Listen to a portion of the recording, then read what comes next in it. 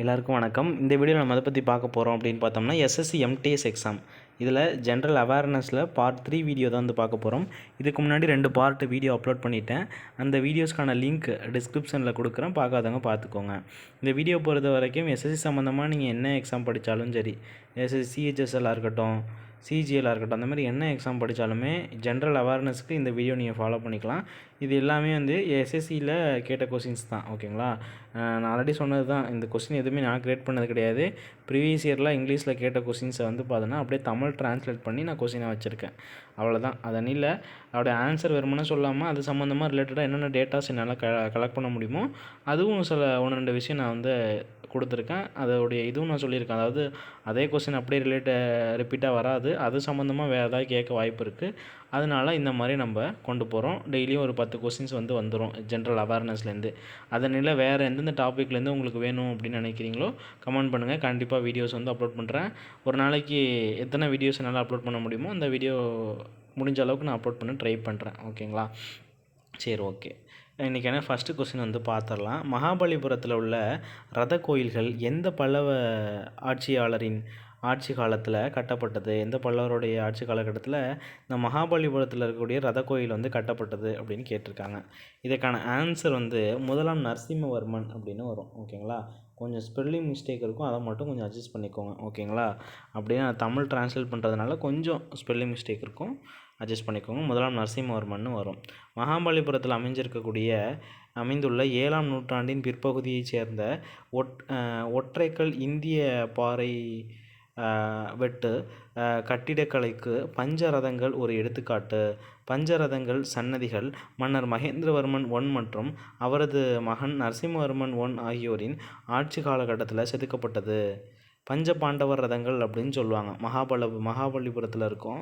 அது வந்து முதலாம் மகேந்திரவர்மன் அவருடைய பையன் நரசிம்மவர்மன் முதலாம் நரசிம்மவர்மன் சொல்லுவாங்க. இவங்களோட காலகட்டத்தை சேர்ந்தது தான் இந்த பஞ்ச பாண்டவர் ரதம் அப்படின்ற மாதிரி சொல்லப்படுது. ஓகேங்களா? அவற்றின் கட்டுமானத்தின் நோக்கம் தெரியவில்லை, கட்டமைப்பு முடிக்கப்படவில்லை அப்படின்ற மாதிரி கொடுத்துருக்காங்க. ஜஸ்ட்டு பார்த்துக்கோங்க. இதில் 7ஆம் நூற்றாண்டு ரொம்ப முக்கியம். ஓகேங்களா? முதலாம் மகேந்திரவர்மனுடைய மகன் தான் முதலாம் நரசிம்மவர்மன் அப்படிங்கிறது தெரிஞ்சுக்கோங்க. வேறு எதுவும் டேட்டாஸ் நம்மளுக்கு தேவைப்படாது. அடுத்து பெரும்பாலான சோழர் கோயில்களில் அர்ப்பணிக்கப்பட்டவை என்ன அப்படின்னா, நம்மளுக்கு நல்லாவே தெரியும், சிவன் கோயில் தான் சோழர்களுடைய முக்கியமான ஒரு தெய்வமாக வந்து வழிபட்டிருப்பாங்க. கிபி 10 முதல் கிபி 12ஆம் நூற்றாண்டுகள் கட்டப்பட்ட முக்கியமான இந்து கோயில்கள் தான் வந்து பார்த்திங்கன்னா இந்த சோழர்களுடைய காலகட்ட கோயில். மேலும் அவை யுனெஸ்கோவால் உலக பாரம்பரிய தலமாக அறிவிக்கப்பட்டிருக்குதுன்னு சொல்லப்படுது. சோழர்கள் கோயில் வந்து பார்த்திங்கன்னா தஞ்சாவூரில் இருக்கக்கூடிய பிரகதீஸ்வரர் கோயிலாக இருக்கட்டும், கங்கை கொண்ட சோழபுரத்தில் இருக்கக்கூடிய பிரகதீஸ்வரர் கோயிலாக இருக்கட்டும், தாராசுரத்தில் இருக்கக்கூடிய ஐராவதீஸ்வரர் கோயிலாக இருக்கட்டும், இதெல்லாம் சோழர் காலகட்டத்தில் கட்டப்பட்ட கோயில். ஓகேங்களா? இதில் முக்கியமாக தஞ்சாவூர் பெரிய கோயில் இருக்கு இல்லையா, அதை வந்து யுனெஸ்கோவால் உலக பாரம்பரிய தலமாக அறிவிச்சிருப்பாங்க. எந்த இயர்னு கேட்கலாம். 1987. ஓகேங்களா? அந்த டேட்டாஸ்லாம் கொஞ்சம் நல்லாயிருக்கும், பார்த்துக்கோங்க. ஓகேங்களா? அடுத்து கோயில்கள் அனைத்திலும் சித்தரிக்கப்பட்டு வழிபடும் பிரதான தெய்வம் சிவன். சோழர் சைவ சமய கோயிலை வந்து பின்பற்றிருக்காங்க அப்படின்னு கொடுத்துருக்காங்க. ஓகே, இதெல்லாம் வேண்டாம். அடுத்து குப்தர் காலத்தில் அதிக எண்ணிக்கையிலான டேஸ் நாணயங்களை வந்து வெளியிட்டிருக்காங்க. அதிக எண்ணிக்கையிலான என்ன நாணயத்தை வெளியிட்டிருப்பாங்க அப்படின்னா தங்க நாணயத்தை வந்து வெளியிட்டிருப்பாங்க. ஓகேங்களா? அடுத்து இன்னொரு கேள்வி கேட்பாங்க. அதாவது குப்தர்கள்லேயே வெள்ளி நாணயத்தை வெளியிட்ட முதல் குப்தர் யார் அப்படின்னு கேட்பாங்க. எனக்கு தெரிஞ்சது 2ஆம் சந்திரகுப்தர்னு நினைக்கிறேன். ஓகேங்களா? உங்களுக்கு தெரிஞ்சால் கமெண்ட் பண்ணுங்கள். ஓகேங்களா? குப்தர் காலகட்டத்தில் அதிகமாக தங்க நாணயத்தை வெளியிட்டிருக்காங்க. குப்தர் காலத்தில் அச்சடிக்கப்பட்ட நாணயங்கள் பெரும்பாலும் தங்க நாணயத்தில் செய்யப்பட்டன. இந்த நாணயங்கள் இந்திய தெய்வங்களின் சித்தரிப்புகளையும் பிராமி புராணங்களையும் கொண்டிருந்தன. அஸ்வமேத யாகம் போன்ற நிகழ்வுகள் மற்றும் மன்னர்களின் சாதனைகளும் நாணயங்கள் சித்தரிக்கப்பட்டன அப்படின்ற மாதிரி கொடுத்துருக்காங்க. அஸ்வமேத யாகத்தை வந்து நடத்தினது யார் அப்படின்னா குப்தர்களில் 2 பேர் நடத்தியிருப்பாங்க. ஒருத்தர் வந்து இவர் சமுத்திரகுப்தர், இன்னொரு வந்து குமாரகுப்தர்னு நினைக்கிறேன். ஓகேங்களா? சமுத்திரகுப்தர் நல்லா தெரியும். சமுத்திரகுப்தர் வந்து அஸ்வமேத யாகம், அதாவது அந்த வேள்வி சடங்கை வந்து நடத்தியிருப்பார். அடுத்து இது ரிலேட்டடாக வேறு என்ன பார்க்கலாம்? அவ்வளோதான். அந்த நாணயங்களை பொறுத்த வரைக்கும் வந்து பார்த்தீங்கன்னா முதலாம் சந்திரகுப்தர் வந்து நாணயத்தை வெளியிட்டிருப்பார். அவருடைய மனைவியும் அவரையும் வச்சு ஒரு நாணயத்தை வந்து வெளியிட்டிருப்பார். அவங்க மனைவி வந்து பார்த்தீங்கன்னா லிச்சாவி அப்படின்ற ஒரு அரச குடும்பத்தை சேர்ந்தவங்களாக இருப்பாங்க. அவங்க லிச்சாவியா அப்படின்ற அந்த ஒரு வாசகத்தை அந்த நாணயத்தில் வெளியிட்டு அவரும் அவங்க மனைவியும் இருக்கிற மாதிரி இந்த நாணயத்தை வந்து வெளியிட்டிருப்பாங்க. ஓகேங்களா, இதெல்லாம் ஒரு தங்க நாணயங்கள் தான் அதெல்லாம் வெளியிட்டிருப்பாங்க. ஓகேங்களா, அடுத்து வேத காலத்தில் மன்னர்கள் மக்களிடமிருந்தும் வசூலிக்க பயன்படுத்திய வரி, அதாவது வேத காலகட்டத்தில் மன்னர்கள் வந்து மக்கள்கிட்டேருந்து என்ன வரியை வந்து கலெக்ட் பண்ணாங்க அப்படின்னா பாலி அப்படின்ற ஒரு வரியை வந்து கலெக்ட் பண்ணாங்க. ஓகேங்களா, வேத அரசு அதன் வருவாயை பெற்றது. மக்களின் பங்களிப்பு தொழில்நுட்பம் ரீதியாக பாலி என்று அழைக்கப்படுகிறது. மாநிலத்திற்கு வருவாய் ஈட்டும் பொருட்கள் தொடர்பாக பயன்படுத்தப்படும் அனைத்து சொற்களிலும் வேத நூல்களிலும் பெரும்பாலும் குறிப்பிடப்பட்டுள்ள சொல் பாலி ஆகும். மாநிலத்தில் வருவாய் தரக்கூடிய எல்லா விஷயத்தையும் பாலி அப்படின்னு சொன்னாங்களாம். இருப்பினும் இதன் பயன்பாடு நிதி அர்த்தத்தின் மட்டுப்படுத்தப்படவில்லை. ஆனாலும் கடவுளுக்கு காணிக்கைகள் மற்றும் விரோத பழங்குடியினர் ராஜாவுக்கு செலுத்தும் காணிக்கைகளுக்கும் கூட ரிக்வேதத்தில் ஒரு மனிதன் அக்னிக்கு பாலி செலுத்துவதாக சித்தரிக்கப்பட்டுருது அப்படின்ற மாதிரி கொடுத்துருக்காங்க. இதில் ஒன்றும் டேட்டாஸ் எதுவும் பிரச்சனை இல்லை. இதில் வந்து வருவாயிட்டக்கூடிய எல்லாத்தையும் பாலின்னு சொல்லியிருக்காங்க. ரிக்வேத காலகட்டத்தில் ஒரு மனிதன் அக்னிக்கு வந்து பார்த்தீங்கன்னா கடமை செலுத்துவதாக சித்தரிக்கப்பட்டுள்ளது. அதாவது அக்னிக்கு வந்து பாலி அப்படின்னு ஒரு வரியை வந்து செலுத்தினதாக சொல்லப்படுது அப்படின்னு கொடுத்துருக்காங்க. ஓகேங்களா, ஜஸ்ட்டு பார்த்துக்கோங்க, ரொம்ப முக்கியம் இல்லை. அடுத்து 2ஆம் சந்திரகுப்தர் எப்படி அழைக்கப்படுறாரு அப்படின்னு கேட்டிருக்காங்க. 2ஆம் சந்திரகுப்தருடைய வேறு பேர் என்ன? விக்ரமாதித்யன் அப்படின்னு சொல்லுவாங்க. இவருக்கு நிறையா பட்ட பேர் வந்து இருக்கும். விக்ரமசிம்மர், அந்த மாதிரி நிறையா பேர், ஒரு 7-8 பேர் வந்து இருக்குது. சரி, அதெல்லாம் பார்க்கலாம். அடுத்து இந்திய குப்த பேரரசின் மூன்றாவது ஆட்சியாளர் இவர் தான். ஓகேங்களா, ஸ்ரீகுப்தர்னு ஒருத்தர் இருப்பார், கடோத்கஜர் இருப்பார், அப்புறம் வந்து பார்த்தீங்கன்னா 1ஆம் சந்திரகுப்தர் இருப்பார், அடுத்து 2ஆம் சந்திரகுப்தர் வந்து இருப்பார். ஓகேங்களா, அடுத்து இவர் வந்து 4வது ஆட்சியாளர் தான் சொல்லி ஆகணும். ஓகேங்களா, அது 3வதுன்னு கொடுத்துருக்காங்க. சரி, ஓகே. அடுத்து இவர் விக்ரமாதித்யன் என்ற பட்டப்பேர் வந்து பெற்றிருக்காரு. ஓகே. கிபி 4ஆம் நூற்றாண்டில் சமஸ்கிருத கவிஞர் வந்து காளிதாசர் வந்து இவருடைய அவையில் வந்து இருந்திருப்பாங்க. இவருடைய அவையில் நவரத்தினங்கள் அப்படின்னு சொல்லக்கூடிய அமைச்சர்கள்லாம் வந்து இருப்பாங்க. சந்திரகுப்த விக்ரமாதித்யன் என்று பெயர், அதாவது இவருடைய அவையில் காளிதாசர்னு ஒரு புலவர் இருக்கார் இல்லையா, சமஸ்கிருத கவிஞர் இருக்கார் இல்லையா, அவர் வந்து இவருக்கு பேர் வச்சது தான். அவர் தான் இந்த பேர் வந்து வச்சுருக்காரு. அதாவது இந்த விக்ரமாதித்யன் அப்படின்ற ஒரு பேர் வந்து இந்த காளிதாசர் தான் வந்து வச்சுருக்காரு. இந்தியாவிற்குள்ளேயும் வெளியேயும் சுமார் 21 ராஜ்யங்களை கைப்பற்றியதாக கூறுகிறார்.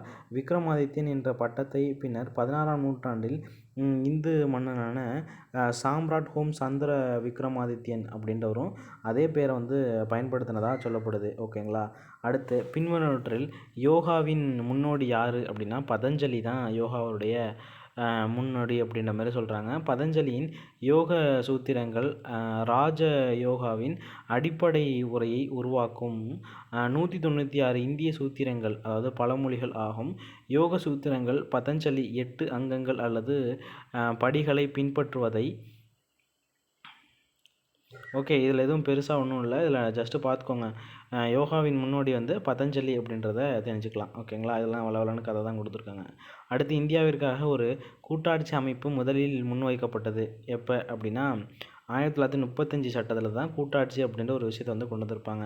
பிரிட்டிஷ் இந்தியாவில் நிர்வகிப்பதற்கான மிகப்பெரிய மற்றும் இறுதி அரசியலமைப்பு முயற்சியான இந்திய அரசு சட்டம் 1935 3 முக்கிய இலக்குகளை வெளிப்படுத்தியது. தளர்வான கூட்டாட்சி கட்டமைப்பு நிறுவுதல், மாகாண சுயாட்சி அடைதல் மற்றும் தனி வாக்காளர் தொகுதிகள் மூலம் சிறுபான்மையினரின் நலன்களை பாதுகாத்தல். சுதேச அரசுகளையும் பிரிட்டிஷ் இந்தியாவையும் மையத்தில் ஒன்றிணைக்கும் நோக்கில் உருவாக்கப்பட்டது தான் இந்த கூட்டாட்சி. சுதேச அரசுகளையும் பிரிட்டிஷ் இந்தியாவையும் மையத்தில் ஒன்றிணைக்கக்கூடிய நோக்கத்தில் உருவாக்கப்பட்ட கூட்டாட்சி விதிகள் சுதேச அரசுகளின் தற்போதைய சலுகைகளை பாதுகாப்பதில் உள்ள தெளிவின்மை காரணமாக செயல்படுத்தப்படவில்லை. இருப்பினும் பிப்ரவரி 1937 தேர்தல்கள் நடத்தப்பட்ட போது மாகாண சுயாட்சி ஒரு யதார்த்தமாக மாறியது அப்படின்ற மாதிரி கொடுத்துருக்காங்க. ஓகேங்களா, மாகாண சுயாட்சியை பற்றி 1935 சொல்லியிருக்காங்க. அடுத்து இந்தியாவிற்கான ஒரு கூட்டாட்சி அமைப்பு முதலில் முன்வைக்கப்பட்டது எப்போ அப்படின்னா 1935. இரட்டை ஆட்சி முறை அறிமுகப்படுத்தினது எப்போன்னு கேட்பாங்க. அது வந்து பார்த்தீங்கன்னா 1919. இரட்டை ஆட்சி ஒழிக்கப்பட்டது 1935. ஓகேங்களா, அடுத்து பின்வருவனவற்றில் எது இந்திய அரசியலமைப்பை உருவாக்குவதில் மிகவும் ஆழமான செல்வாக்கை பயன்படுத்தியது அப்படின்னா, இந்திய அரசியலமைப்பு 1935 தான் இந்திய அரசியலமைப்பு உருவாக்குவதில் மிகவும் ஆழமாக வந்து பயன்படுத்தினது அப்படின்ற மாதிரி சொல்லப்படுது. 1935ஆம் ஆண்டு இந்திய அரசு சட்டம் மிகவும் ஆழமான செல்வாக்கை செலுத்தியது. கூட்டாட்சி திட்டம், ஆளுநர் பதவி, கூட்டாட்சி, நீதித்துறையின் அதிகாரம், அவசரகால அதிகாரங்கள் போன்ற அம்சங்கள் வந்து இந்த சட்டத்திலிருந்து தான் நம்ம வந்து பெற்றிருக்கோம். 1935 தான் கூட்டாட்சி திட்டமாக இருக்கட்டும், ஆளுநர் பதவியாக இருக்கட்டும், கூட்டாட்சி நீதித்துறையோடைய அதிகாரமாக இருக்கட்டும், அவசரகால அதிகாரங்களாக இருக்கட்டும், இந்த மாதிரியான விஷயங்கள்லாம் 1935 சட்டத்தில் தான் கொண்டு வந்திருக்கோம். அதுக்கு முன்னாடி இன்னொன்று பார்த்தோம், இரட்டை ஆட்சி ஒழித்ததும் 1935 தான். பிரிட்டிஷ் நடைமுறை சட்டம் இயற்றும் நடைமுறைகள், சட்டத்தின் ஆட்சி, ஒற்றை குடியுரிமை முறை, நிச்சயமாக ஒரு நாடாளுமன்ற அரசாங்கத்தின் மாதிரி ஆகியனவற்றின் தாக்கத்தை ஏற்படுத்தியது. அமெரிக்க அரசியலமைப்பு நீதித்துறையின் சுதந்திரம், நீதித்துறை மறு ஆய்வு, அடிப்படை உரிமைகள் மற்றும் உச்சநீதிமன்றம் மற்றும் உயர்நீதிமன்றம் நீதிபதிகளை நீக்குதல் பற்றிய விவரங்களை ஊக்கப்படுத்தியது. அமெரிக்கா இருக்கு இல்லையா, அமெரிக்காவிலேருந்து வந்து பார்த்தீங்கன்னா இந்த அரசியலமைப்பு நீதித்துறையுடைய சுதந்திரமாக இருக்கட்டும், நீதித்துறை மறு ஆய்வு சம்மந்தமாக இருக்கட்டும், அடிப்படை உரிமைகள் மற்றும் உச்சநீதிமன்றம் உயர்நீதிமன்ற நீதிபதிகளை பதவி நீக்கம் செய்கிறது போன்ற விவகாரங்கள்லாம் நம்ம அமெரிக்காவிலேருந்து தான் நம்ம பின்பற்றியிருப்போம். ஐரிஷ், அதாவது அயர்லாந்து இருக்குல்ல, அயர்லாந்துலேருந்து நம்ம என்னென்ன எடுத்திருப்போம் அப்படின்னா, அரசு வழிகாட்டு நெறிமுறைகள், வழிகாட்டுதல் கொள்கைகள், ஜனாதிபதி தேர்தல் முறை மற்றும் ஜனாதிபதியால் ராஜ்யசபா உறுப்பினர்களை வந்து பரிந்துரைக்கிறது. இது எல்லாமே வந்து பார்த்தீங்கன்னா அயர்லாந்தில் தான் நம்ம எடுத்திருக்கோம் அப்படின்ற மாதிரி சொல்லப்படுது. இந்திய அரசியலமைப்பு இந்தியாவை எவ்வாறு விவரிக்கிறது அப்படின்னு பார்த்தோன்னா, மாநிலங்களின் ஒன்றியம் அப்படின்னு விவரிக்கிறதாம். அதன் ஏற்றுக்கொள்ளுடன் இந்திய ஒன்றியம் அதிகாரபூர்வமாக நவீன மற்றும் சமகால இந்திய குடியரசாக மாறியது. மேலும் அது நாட்டின் அடிப்படை நிர்வாக ஆவணமாக இந்திய அரசு சட்டம் 1935 மாற்றியது. அரசியலமைப்பு இந்தியாவை ஒரு இறையாண்மை, ரொம்ப முக்கியம், இதை வருஷப்படுத்த சொல்லுவாங்க. ஓகேங்களா. அரசியலமைப்பு முகவுரையில் இறையாண்மை, சோசியலிச, அதாவது சமதர்ம, சமயசார்பற்றன்னு சொல்லலாம், இல்லைனா மதச்சார்பற்றன்னு சொல்லலாம், ஜனநாயக குடியரசு அப்படின்னு கொடுத்துருப்பாங்க இல்லையா. இதை மாற்றி மாற்றி கொடுத்துட்டு வருஷப்படுத்த சொல்லுவாங்க. இதை கொஞ்சம் பார்த்துக்கோங்க. ஓகேங்களா. அடுத்து நீதித்துறை மறு ஆய்வு முறை வந்து பிறந்தது எங்கே அப்படின்னா, அமெரிக்காவில் தான் நீதித்துறை மறு ஆய்வு அப்படின்றது எடுத்திருப்பாங்க. மேலே தான் பார்த்தோம். ஓகேங்களா. நீதித்துறை மறு ஆய்வு என்பது சட்டமன்ற மற்றும் நிர்வாக நடவடிக்கைகள் நீதித்துறையால் மறு ஆய்வுக்கு உட்படுத்தப்படும் மற்றும் செல்லாதாக்கப்படும் கோட்பாடாகும். இது ஒரு நவீன அரசாங்க அமைப்பின் அதிகாரங்களை பிரிப்பதற்கான ஒரு எடுத்துக்காட்டு. இது அமெரிக்க குடியரசில் அரசாங்கத்தின் முக்கிய பண்புகளில் ஒன்றாகும். அமெரிக்காவில் கூட்டாட்சி மற்றும் மாநில நீதிமன்றங்கள் தங்கள் அதிகார வரம்பிற்கு உள்ள எந்த ஒரு வழக்குக்கும் பொருத்தமான சட்டத்தின் அரசியலமைப்பு அல்லது அரசியலமைப்புடன் உடன்பாட்டை மதிப்பாய்வு செய்து அறிவிக்க முடியும். அமெரிக்க சட்டமொழியில் நீதித்துறை மறு ஆய்வு என்பது முதன்மையாக சட்டங்களின் அரசியலமைப்பு சட்டத்தை தீர்ப்பதை குறிக்கிறது. குறிப்பாக அமெரிக்காவின் உச்சநீதிமன்றம் கொடுத்துருக்காங்க. இதில் ஒன்றும் இல்லைங்க, ஜஸ்ட் ஒரு இதுதான். இதில் வந்து நீதித்துறை மறு ஆய்வு அப்படின்றது அமெரிக்காவிலேருந்து எடுத்திருக்காங்க அப்படின்றத மட்டும் பார்த்துக்கோங்க. ஜஸ்ட்டு கதையாக இருக்கிற மாதிரி இருக்குது. ஓகே, கொஞ்சம் அடுத்தடுத்ததில் கொஞ்சம் நல்ல நல்ல பாயிண்ட்டாக எடுக்கிறேன். ஓகேங்களா. இதை மட்டும் கொஞ்சம் அட்ஜஸ்ட் பண்ணிக்கோங்க. அடுத்தடுத்த வீடியோ நான் அப்லோட் பண்ணுறேன். எஸ்எஸ்சி எக்ஸாம்ஸ்க்கு படிச்சுக்கிட்டு இருக்கவங்க மறக்காமல் நம்ம சேனலை ஒரு லைக் பண்ணிட்டு கமெண்ட் பண்ணிட்டு போங்க. உங்கள் ஃப்ரெண்ட்ஸுக்கு ஷேர் பண்ணி கொஞ்சம் சப்போர்ட் பண்ணுங்கள். ஓகேங்களா. நீங்கள் எவ்வளோ அளவுக்கு சப்போர்ட் பண்ணுறீங்களோ அந்த அளவுக்கு நான் வீடியோஸ் அப்லோட் பண்ண பார்க்குறேன். இன்னும் கொஞ்சம் தரமான வீடியோஸாக நான் அப்லோட் பண்ண ட்ரை பண்ணுறேன். ஓகேங்களா.